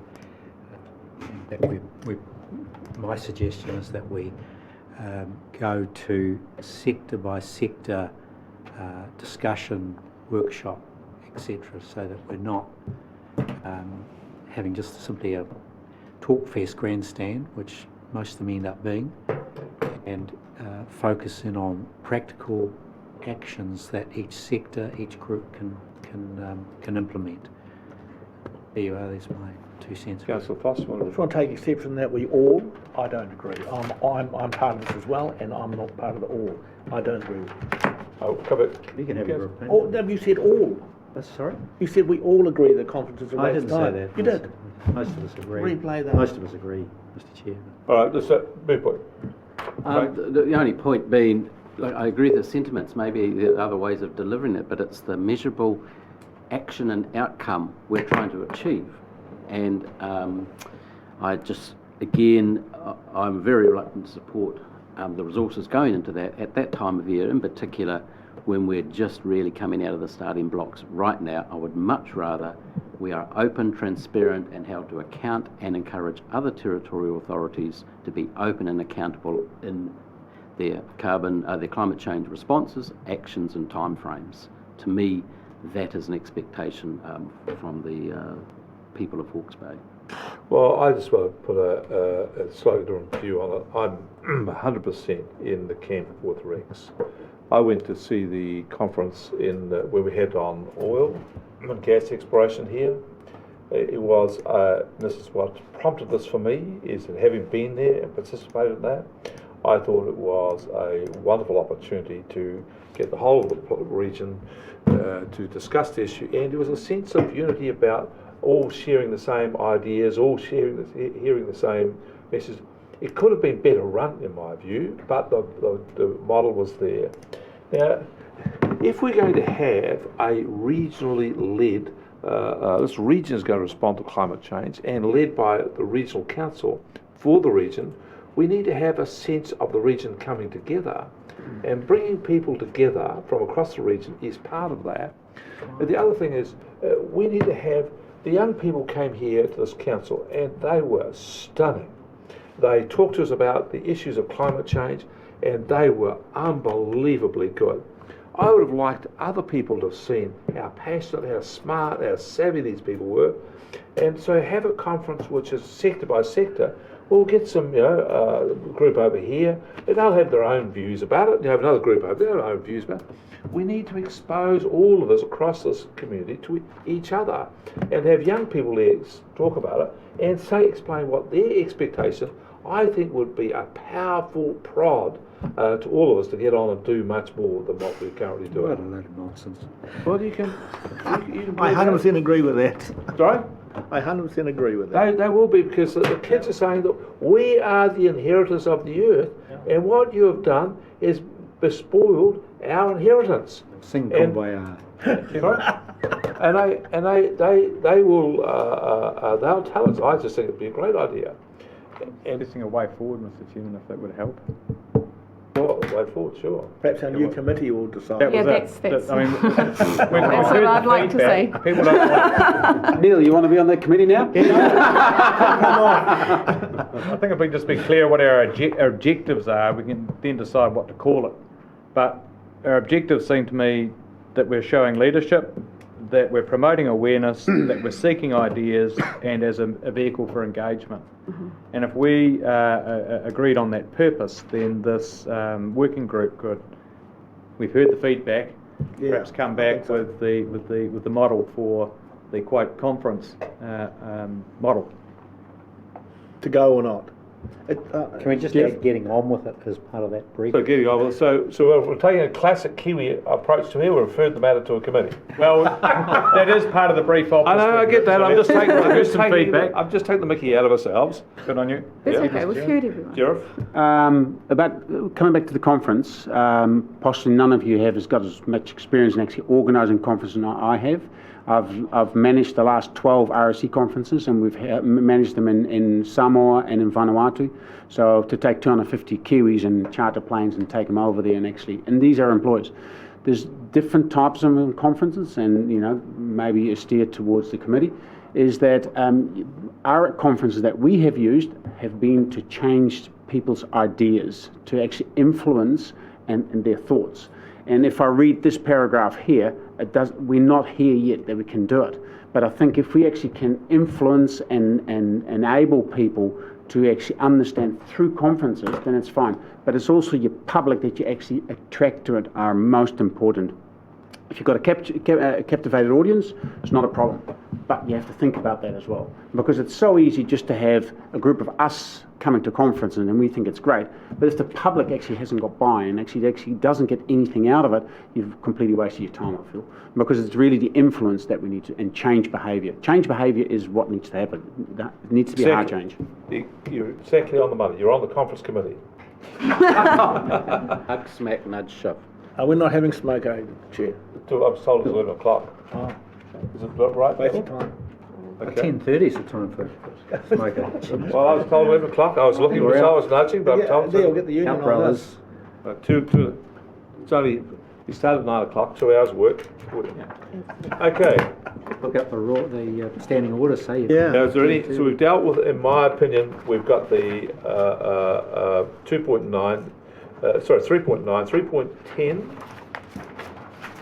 will be part of that committee's work as well, and the budgeting will come later. So we have basically answers to all of the, as I would say it, all of the questions asked from 3.1 to 3.11. Councillors agree on that? Yep. Yes. So moving fast to point 3, we've made a great start here. Are there any issues that people would like to have a discussion about on this paper before we take a resolution to receive the paper? We'll see it. That's the climate paper. Yeah. Well, just one, Mr. Chair, and that's the reporting, our own internal reporting. The paper flags an annual report. I think we've got to do much better than that. Sorry, if my paper misled you, that's my error. There is the Council's annual report that it publishes as a matter of course, but as the Chief Executive also alluded to, there are the quarterly organisational performance reports, and the 6-month one is coming to you shortly. So report annually is incorrect, is that what you're saying? It depends on which paragraph you're referring to. 11.6.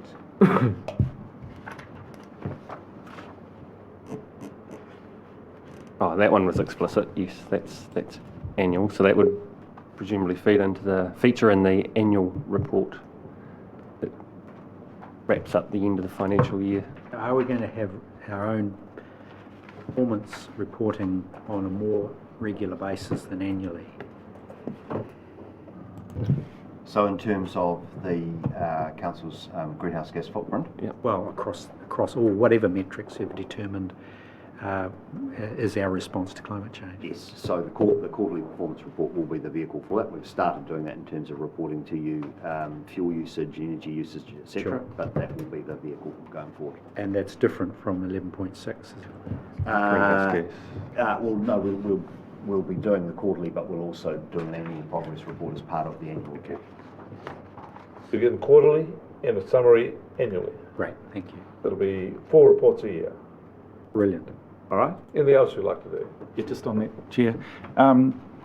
Through you, James, what's the baseline for that, and how easy is it going to be to address that when the organisation just seems to be growing at a phenomenal rate?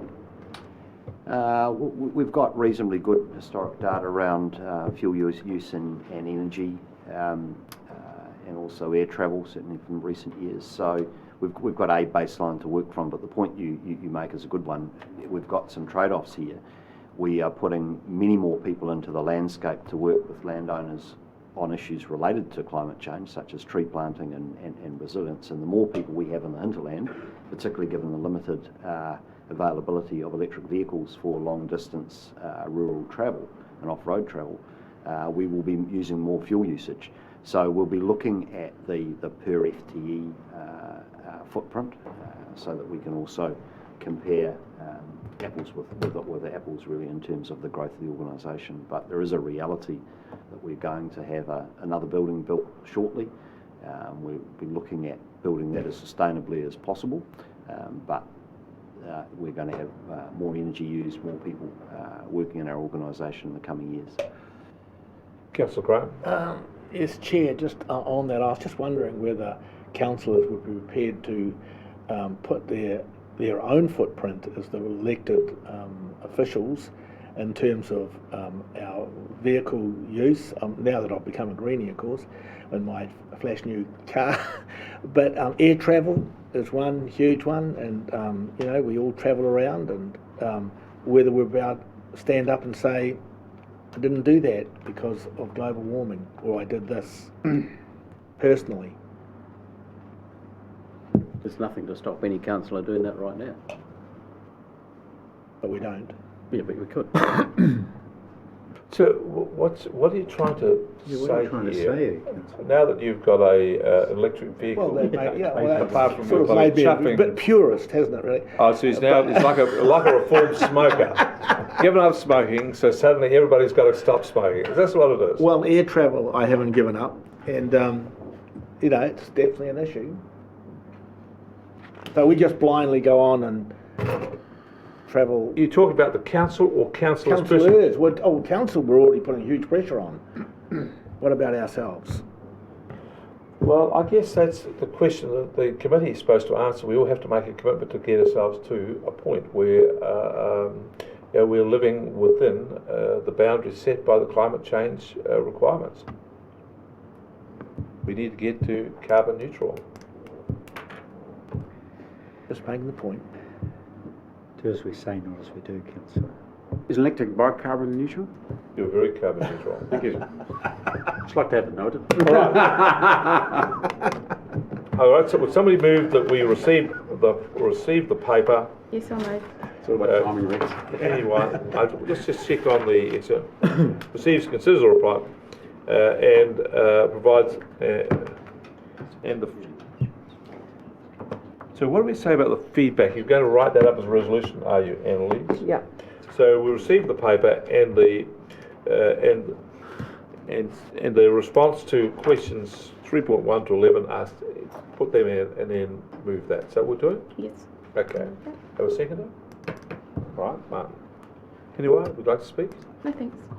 Martin. All done, thank you. Any other councillors? All done. All right. I'll put the question. All those in favour say aye. Aye. Contrary, no. Carried. Okay, the next item on the agenda is on the paper. Some of activity investments in the coastal and marine area. Item 7. Thank you, Chair. So I'd like to introduce and invite Alice McNatty and Becky Shannon to come up the front. These two ladies are involved in the development of this paper. Proposing that it's pretty self-explanatory. It follows a request from Council for us to pull together a summary to give you an overview of our activities and investment in the coastal and marine area. The paper's pretty straightforward, proposing that you take it as read and that you're happy to answer questions on the content, Chair. Okay. So, where are you going? So it's really just for you to ask questions. There's no presentation. We're not No presentation. Okay. Questions? Start from my right. Will, Liam, Martin, Craig. Desperately trying to dig it up. Peter. I lost. So there's no presentation. No. Just questions. Well, if there's none from my colleagues, I just want to go into the issue of managing biodiversity and what what potential there is for this council to be proactive in engaging with the fishing sector and the ability to, for example, introduce actions around biodiversity. So, Councillor, just for clarification, you're particularly referencing the Motiti decision and the implications of that. So, this paper doesn't traverse that, but what I think I've advised you previously is that the sector generally is reviewing the implications of that decision, and then we will bring you advice in the future on what that means, how we might respond to it, what the options are, and what the resourcing implications would be. Fair to say that not a particularly straightforward proposition, but it's something we certainly want to bring you advice on. We haven't got it for you at the moment. May also be worth just referencing the Marine and Coastal, Hawke's Bay Marine and Coastal Group, and the work which they're currently doing with the Sustainable Seas National Science Challenge, I understand. So that's looking at the mapping of the ecosystems that exist within the Hawke's Bay region, leading to what are the management options to better manage biodiversity in the Hawke's Bay region. So I understand that $300,000 has been allocated from the Sustainable Seas National Science Challenge to the Marine and Coastal Group, with HBRC, I guess, as the administering agent of that funding. The first phase of that, which is $75,000 worth of work until the 30th of June, has been approved and is getting underway, and that will then lead into an evidence base for the sorts of biodiversity management initiatives that might come through the Regional Coastal Environment Plan, or through voluntary measures with industry, or through fisheries regulations. Just before we go, when Neil speaks about biodiversity, I have sort of an issue raised in my head. Is that not more a matter for MPI, fisheries and other things, and that we do not get involved in biodiversity in the marine space? And this is the challenge, is that the recent court decision on the Motiti case basically directs regional councils to have a role in the management of habitats for biodiversity in the coastal marine area, something I guess we were tacitly aware of, but in particular opens the door for the impacts of fishing methods and techniques to be considered in that. So, for example, if through the ecosystem-based management work that James referenced, if we discover in our environment that heavy trawling gear in a bottom-based method is detrimentally impacting habitats, which subsequently impacts biodiversity, we may be compelled to act to manage or regulate those. So it's a complex and new area for us that we're moving into, and we need to better understand the implications, and particularly for councils to reconcile and understand that the evidence base required for this is not simple.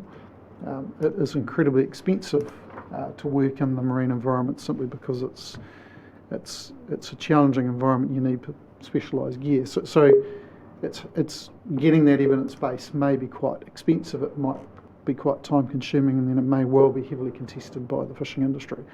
Not to say that we're not up for the challenge, but we're just working our way through understanding, well, how would we do this in practice? What are the implications for us? Which is the advice we'd like to bring back later. All right. Next question. Could I just follow on? Thanks, Mr. Chair.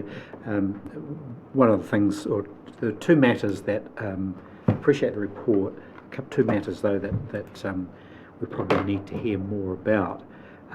The first is, if I go to your next steps at paragraph 27, the state of the Hawke's Bay Coastal Marine Environment Report. That's due for publication shortly. Have you got a date for that? We had hoped to have had our State of the Environment report finished at the end of December. The reviewer's time, Jeff Smith's time, has been constrained with the SkyTeam work, so we're looking for a February. Okay, I'm anticipating that it'll tell us what we know that we don't know much about our coastal marine environment at all in terms of science output. I'm sure that'll be there. Are you able to say whether that's influential in determining what science outputs we want to see in that environment? Is that something that will appear in the report? Cheeky comment, but I don't believe it's going to give us an assessment of state and trends in the particular areas we've been monitoring, which are typically our nearshore environments. It's not intended that document necessarily sets up a research agenda for the future. Where that conversation probably flows from is the science strategy that you reviewed towards the end of last year. Yes. Which sets out kind of those sorts of broader questions. I don't know whether... Councillor Williams? Just a brief comment. There is actually a very comprehensive, well-researched, thoroughly researched report around about 2015 on the state of our marine environment that I've read. It's part of the library resource of this council. I imagine that it has informed this report, but to suggest that it's not well researched, that was a huge piece of work, and it was quite simply the best piece of marine research I've ever read, and it is available as a baseline. So just putting that out there, and to reflect briefly on the issue of biodiversity protection. It's actually very simple. It's a question of purpose. If your purpose for regulation within the marine environment is to protect biodiversity, you can, through that, regulate activity, including fishing.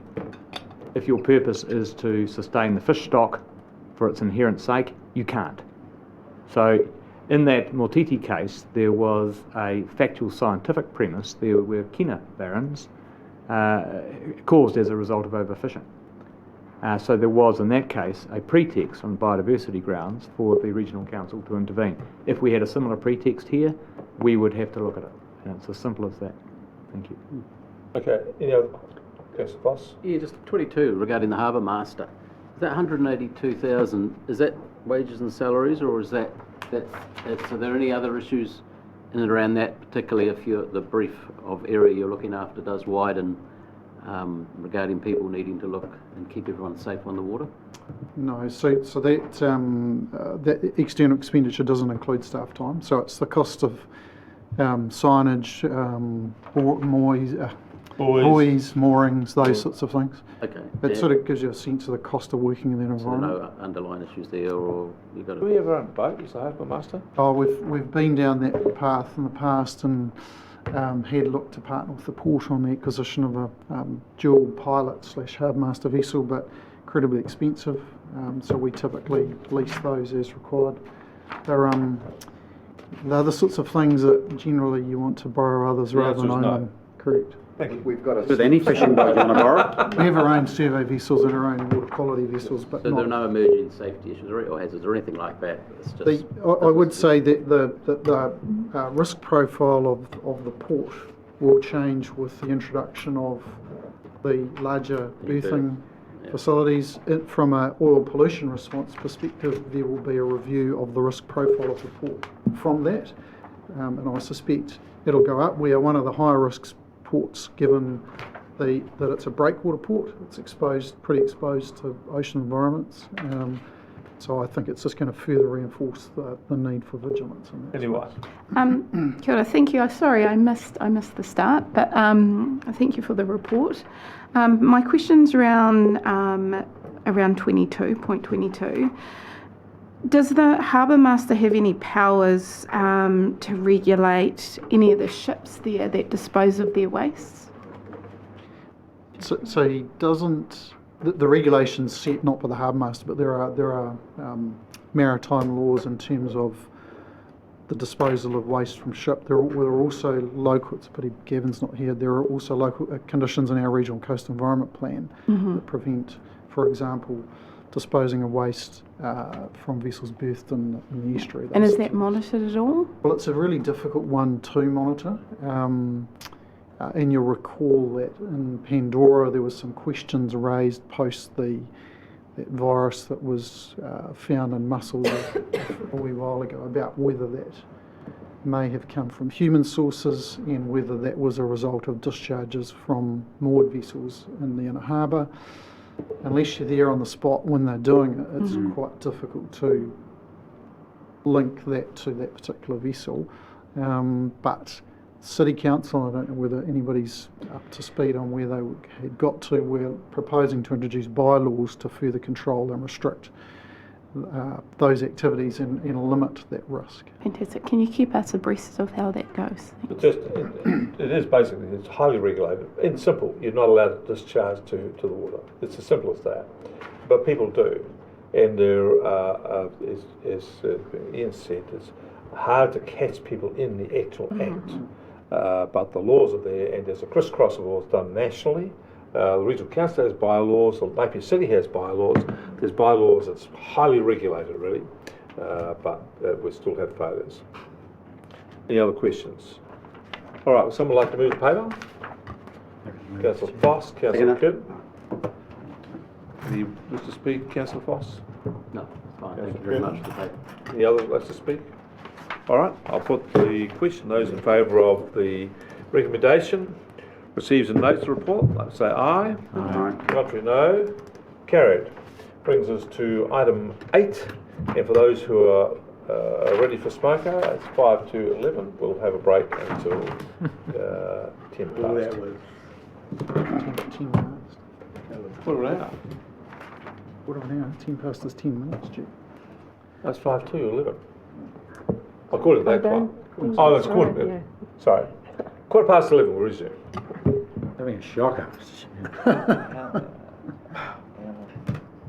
Well, So we have a break now? Or we'd Give a break, yeah. no, this is